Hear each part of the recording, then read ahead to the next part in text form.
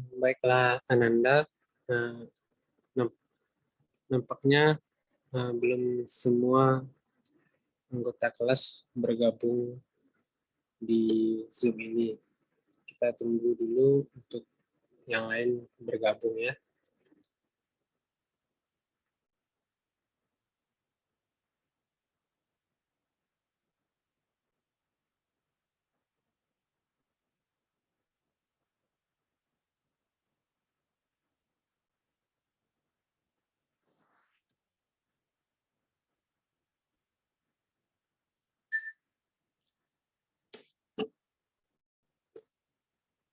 Baiklah, sepertinya sudah semuanya bergabung. Jangan lupa kepada Ananda untuk mengisi absen di link yang telah diberikan.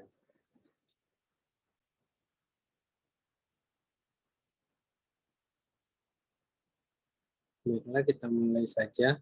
Assalamualaikum warahmatullahi wabarakatuh.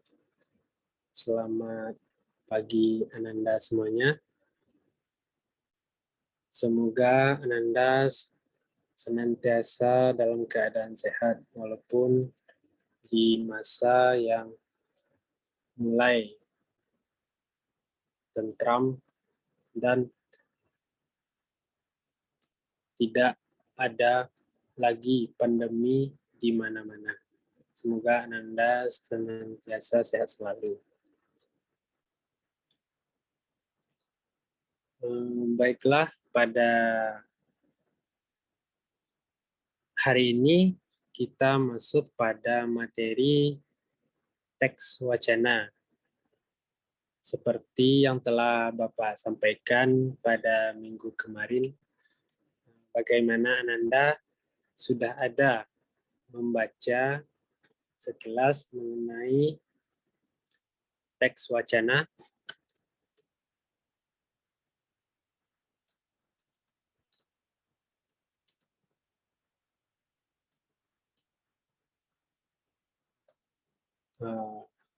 Jika tidak ada, tunggu sebentar ya, Bapak tampilkan dahulu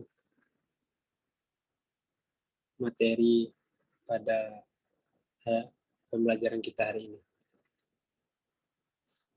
Bagaimana? Sudah jelas semuanya?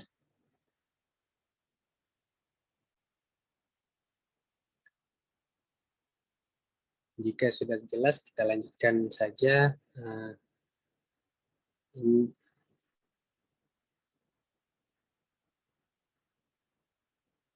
Ini kita mulai pada proses komunikasi bahasa. Komunikasi bahasa terbagi dari dua, penyapa dan pesapa. Dari penyapa ada ekspresi lambang, pesan, atau pikiran atau kehendak, dan pesapa tafsir lambang atau amanat. Dan jika digabungkan penyapa dengan pesapa, itu menjadi medium, yaitu wacana. Yaitu yang bermakna secara langsung ataupun kiasan. Selanjutnya, kita masuk pada kedudukan wacana dalam bahasa. Kedudukan wacana dalam bahasa tersebut ini bertingkat. Yang pertama mulai dari tata bunyi, tata kata, tata kalimat, tata wacana, dan tata bahasa. Begitu juga sebaliknya. Itu ada mulai dari font, fonem, morfem, itu kata, kalimat, klausa, frasa, itu wacana, paragraf. Sampai di sini Ananda sudah paham? Nah, jika sudah, kita lanjut ke slide berikutnya, yaitu pengertian wacana.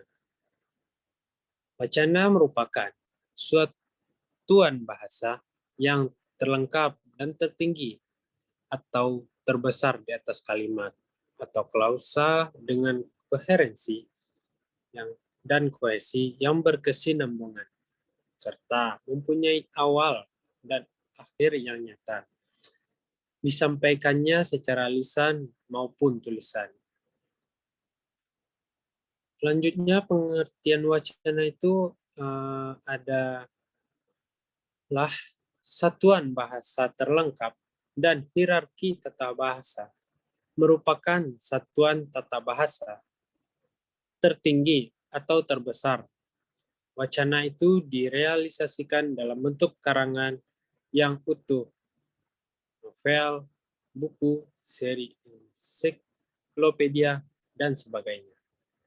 Paragraf atau kata yang membawa amanat yang lengkap menurut dari sana. Pada tahun 1982 halaman 179. Selanjutnya, wacana merupakan rentetan kalimat yang berkaitan serta menghubungkan proposisi yang satu dengan proposisi yang lain untuk membentuk suatu kesatuan.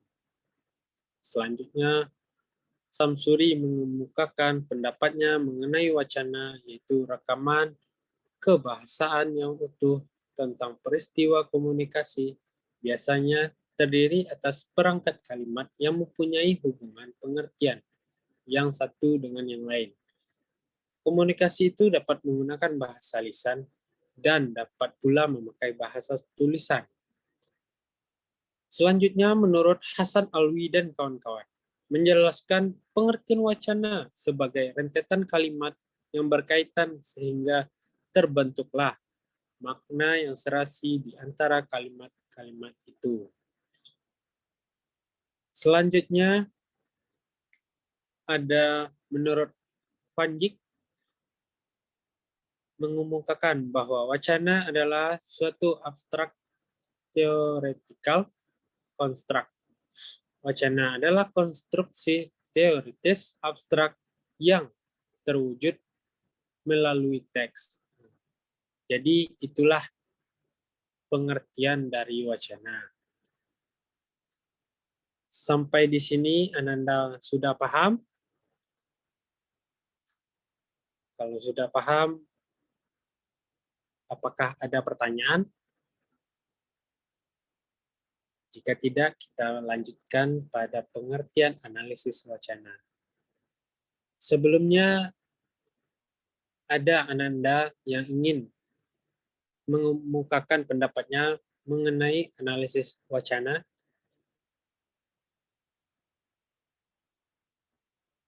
Jika tidak, Bapak jelaskan saja. Yang pertama, menurut Stubb dalam Sutomo tahun 1993 halaman 4 menyatakan bahwa analisis wacana merujuk pada upaya mengkaji pengaturan bahasa di atas kalimat atau klausa. Yang kedua, Karto Miharjo menyatakan bahwa analisis wacana merupakan cabang ilmu bahasa yang dikembangkan untuk menganalisis suatu unit bahasa yang lebih besar daripada kalimat dan lazim disebut sebagai wacana. Jadi, analisis wacana lebih pada suatu pengkajian suatu unit bahasa yang lebih besar daripada kalimat, yang juga melibatkan aspek-aspek di luar aspek linguistik yang turut memberi makna terhadap suatu bahasa yang digunakan tersebut. Unit bahasa yang dimaksud bisa berupa paragraf, teks bacaan, undangan, percakapan, cerita pendek, dan sebagainya.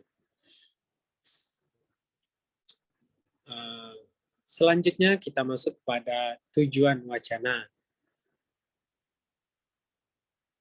Tujuan wacana yaitu terbagi dari 3. Yang pertama, menyampaikan informasi. Yang kedua, mengunggah perasaan. Dan yang ketiga, gabungan keduanya. Jadi, ketiga tujuan penuangan wacana itu masing-masing berfungsi untuk memberikan informasi, emotif, dan informasi dan emotif. Sampai di sini Ananda paham? Baiklah, kita lanjutkan kepada ciri-ciri wacana. Yang pertama, satuan gramatikal. Yang kedua, untaian kalimat-kalimat. Yang ketiga, memiliki hubungan proposisi. Yang keempat, memiliki hubungan koherensi. Yang kelima, memiliki hubungan kohesi. Yang keenam, rekaman kebahasaan utuh dari peristiwa komunikasi. Yang selanjutnya, mediumnya bisa lisan, bisa tulisan. Dan yang terakhir, sesuai dengan konteks atau kontekstual. Selanjutnya, Bapak akan memberikan contoh dari teks wacana. Coba Ananda pahami dari contoh yang telah Bapak berikan.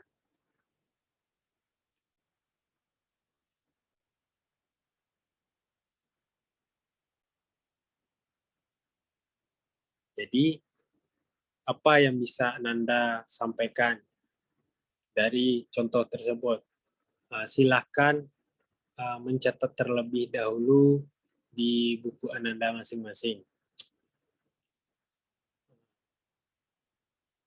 Jadi, Bapak akan menjelaskan mengenai contoh di atas.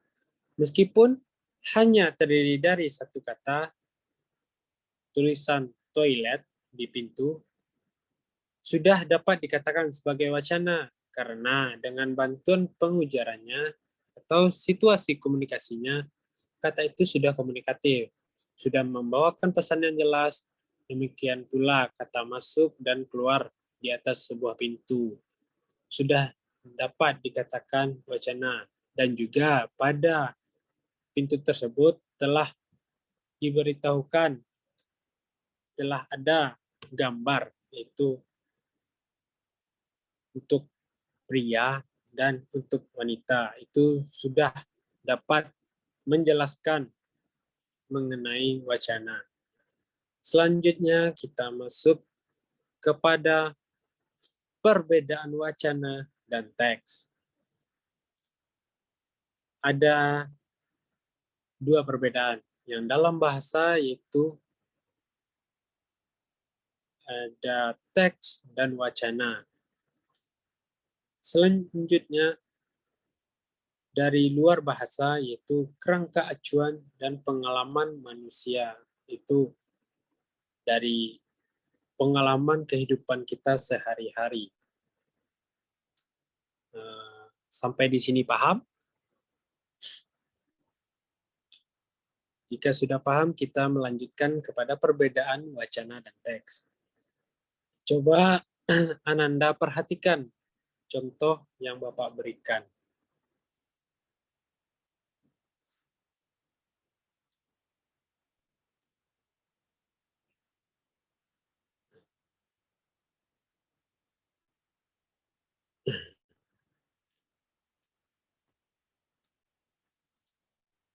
Jika sudah paham, Bapak akan menjelaskan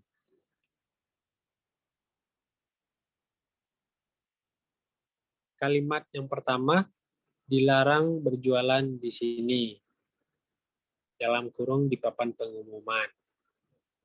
Kalimat yang kedua, wah, indah benar lukisan yang dibuat olehnya, dalam dialog. Kalimat ketiga, awas, ada anjing galak, tulisan di atas pintu pagar. Kalimat keempat, bunga itu kukirimkan padanya, dalam sebuah novel. Di sini tampak bahwa semuanya dalam kalimat A, B, C, dan D bisa disebut dengan sebuah teks. Tetapi hanya A dan C saja yang bisa disebut wacana, karena B dan D tidak menunjukkan satuan makna yang jelas. Jika diperhatikan katanya dalam kalimat B dan ku dan nya dalam kalimat D tidak memberikan makna yang sepenuhnya. Selanjutnya kita akan mengetahui apa itu teks. Teks adalah realisasi wacana. Menurut Van Dijk tahun 1997, halaman 3, mengemukakan bahwa wacana adalah suatu bangun teoritis yang abstrak sehingga belum dapat dilihat sebagai perwujudan fisik bahasa.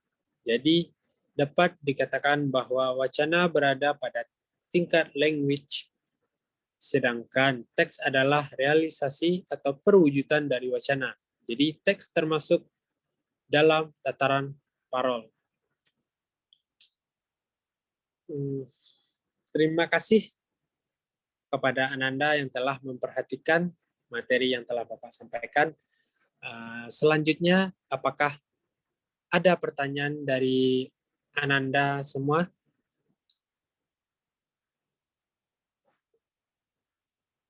Jika ada pertanyaan, silakan menuliskan pertanyaannya di kolom chat.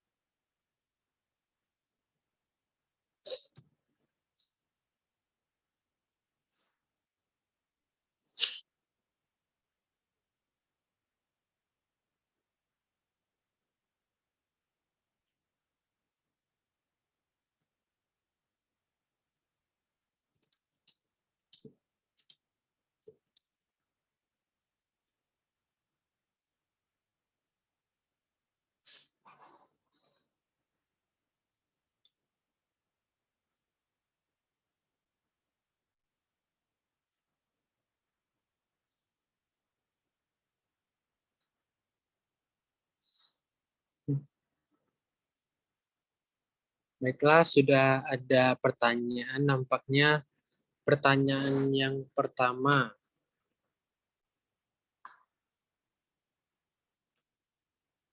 apakah puisi termasuk kepada teks wacana? Baiklah, Bapak jawab. Wacana puisi itu merupakan contoh jenis wacana puisi lisan. Nafas, bahasa yang digunakan, dan isinya berorientasi pada kualitas estetika atau keindahan. Lagu, tembang, geguritan, dan sejenisnya merupakan contoh-contoh wacana puisi. Itu pertanyaan dari Mei. Terima kasih Mei telah memberikan pertanyaan dan berpartisipasi.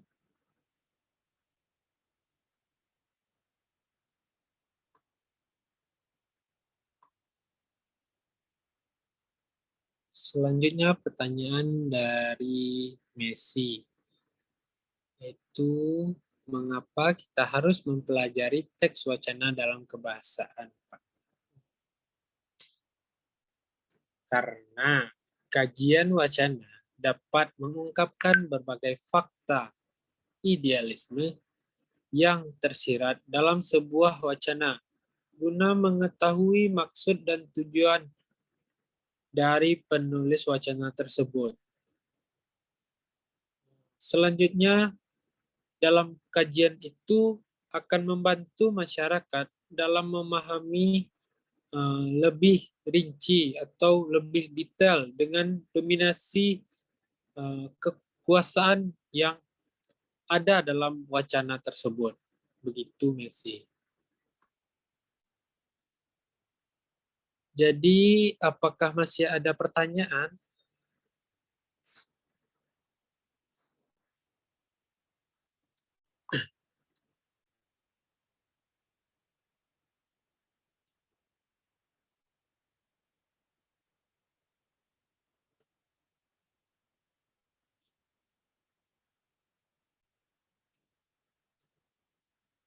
Tampaknya tidak ada pertanyaan lagi. Baiklah, kita tutup saja pada pertemuan pada hari ini dan jangan lupa mengisi kuis yang telah Bapak sediakan di grup. Nanti Bapak kirim linknya ya. Baiklah, terima kasih untuk perhatian hari ini. Semoga sehat selalu dan tetap semangat dalam melakukan aktivitas. Baiklah, Bapak tutup dengan Assalamualaikum warahmatullahi wabarakatuh.